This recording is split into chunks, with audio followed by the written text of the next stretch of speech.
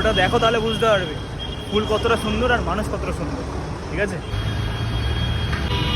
এদিকে এসো। কি নাম তোমার? ছোট শিকারি। আচ্ছা, পুচকি। এই পুচকি, কি নাম তোমার? এর নাম আরু। যারা যারা মাটির উপরে বসবাস করে সবাই সমান, বুঝলে? তুমি আমি সবাই সমান। এখানে কটা ফুল আছে দিয়ে দাও। ফুলের মতো তুমিও সুন্দর, কিন্তু তুমি জানো? একটু ঘুরে বসো, বসো।